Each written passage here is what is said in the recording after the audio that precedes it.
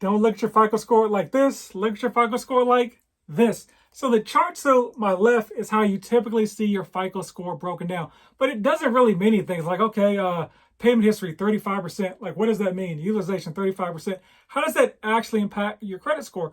Once we break those percentages down into actual numbers, they hopefully make a little more sense. So watch this. Of those 850 points, only 550 are the ones you can manipulate. You have 300 free points just for having a credit profile for 6 months. So it's not like you have 300 or 200 or 150. You either have 0 or 300. Now, let's look at payment history. It is 192.5 points.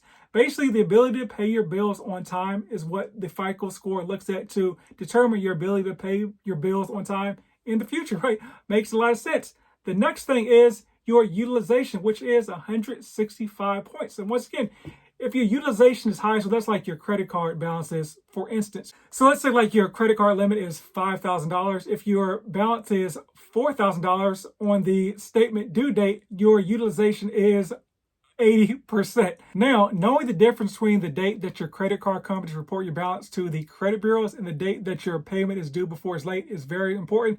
That's a video for another day. Drop a comment down below if you're interested in me diving more into that topic. So now let's look at length of credit history. That is 82.5 points. Credit mix is 55 points. So that's revolving accounts versus installment accounts.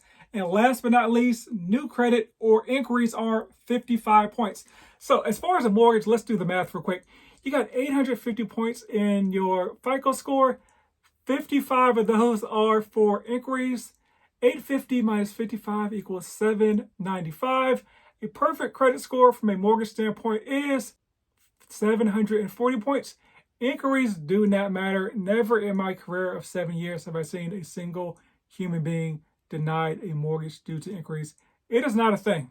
Believe it or not, the reason you have a bunch of inquiries is because you have bad payment history and utilization, which is why you keep getting denied and running around the lenders and racking up inquiries. That's just the truth. And here are the minimum guidelines for loan programs. So for FHA, 500 at 10% down, 580 at 3.5% down. Conventional, 620. For VA and USDA, technically none, but due to lender overlays, your lender probably wants to see it about a 620 or a 640. NACA, technically none, actually none, but you still need to show them that you can pay your bills on time. So you can't have bad credit to qualify for that program. More videos over there, maybe.